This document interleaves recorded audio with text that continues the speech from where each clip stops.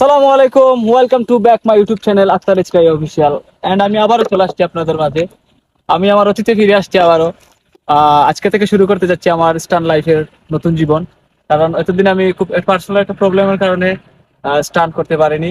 যেসে আমার এই প্রবলেমটা সলভ হয়েছে, তো এখন চলে আসছি আবার আপনাদের মাঝে। একটা বাইক কিনতে যাচ্ছি আমি, রিসেন্টলি বাইক কিনবো। তো আবার চলে আসবো আপনাদের মাঝে। আপনাদের সাপোর্ট এবং ভালোবাসা আমার প্রয়োজন। তো লেটস স্টার্ট দিস ভিডিও।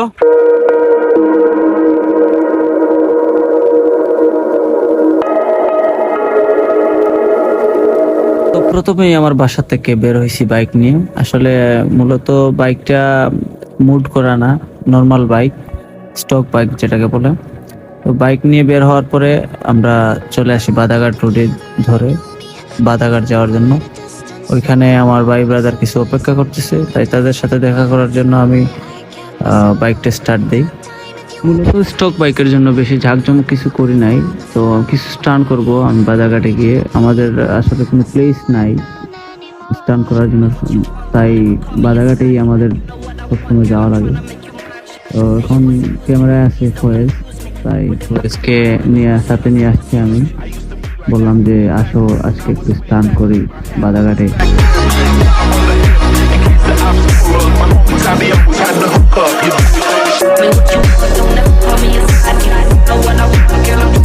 ওরা অপেক্ষা করতেছে আমার জন্য, তাই আমি দেরি না করে বাদাঘাট রুট ধরে জেল রোড হয়ে চলে আসি তাদের কাছে। দিন পরে দেখা, তাই ওরা বলতেছে ভাই এতদিন পরে আসলেন আপনি আপনি আর স্টান্টে নাই। আমি ওদেরকে বুঝাইতেছি যে আমার একটা পার্সোনাল প্রবলেম ছিল, তাই আমি এতদিন স্টার্ট করতে পারি নাই। তো ওরা আমার জন্য অপেক্ষা করতেছে এই জন্য যে অনেকদিন পর আমার স্টান্টে দেখবে স্টান্টগুলো। তাই তাদের সাথে কিছুক্ষণ গল্প করে আমি আবার বাইক স্টার্ট দেই স্টান্টের জন্য। ওদেরকে এক সাইডে রেখে আমি বলি যে চলো এখন স্টান্ট করি। তো ওরা এক সাইড নিতেছে, আমি এক সাইডে নিয়ে ওদেরকে রেখে স্টান্ট শুরু করি।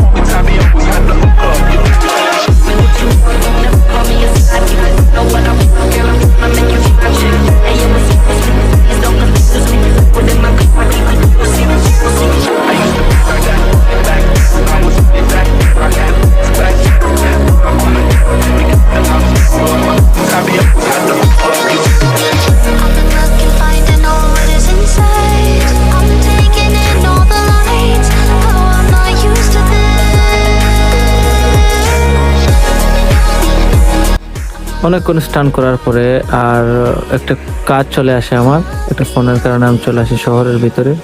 তো আসলে মূলত আমি ভিডিও করতেছি এই জন্য যে আমি আবার চলে আসছি আপনাদের মাঝে। আপনাদের সাপোর্ট ভালোবাসা আমার প্রয়োজন। তো আজকের মতো এ পর্যন্তই, দেখা হচ্ছে অন্য কোনো দিন অন্য কোনো ভিডিওতে। আসসালামু আলাইকুম।